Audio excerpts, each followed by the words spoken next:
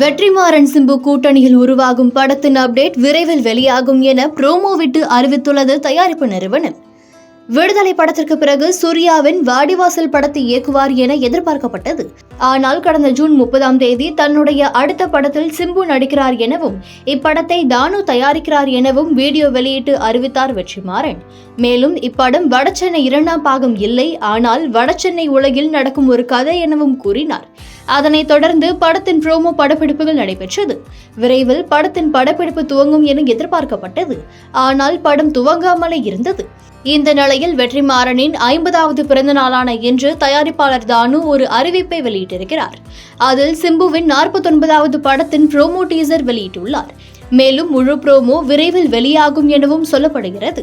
அதனைத் தொடர்ந்து படப்பிடிப்பும் தொடங்க இருக்கிறது. சமீபத்தில் வெற்றிமாறன் தயாரித்த பேட் கேர்ள் படத்தின் செய்தியாளர் சந்திப்பு நடைபெற்றது. அதில் மிஷ்கின் வாடிவாசல் படத்தை சூர்யாவுடன் இணைந்து வெற்றிமாறன் இயக்க வேண்டும் என வேண்டுகோள் ஒன்றை வைத்தார்.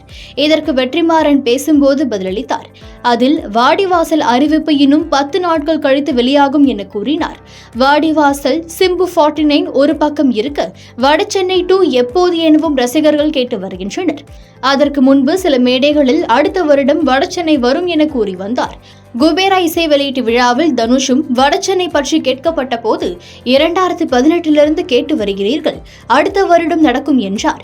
ஆனால் சமீபத்திய பேட்டி ஒன்றில் வெற்றிமாறன் வடசென்னை 2 பற்றி கேட்டபோது, எனக்கு இப்போது ஒரு மீம் தான் நினைவுக்கு வருகிறது. அதில் என்னுடைய புகைப்படத்தை போட்டு நான் வெற்றிமாறன் வடசென்னை 2வால் பாதிக்கப்பட்டவன் என போட்டிருந்தார்கள். எனவே இதுதான் அக்கேள்விக்கு என் பதில் என்றார்.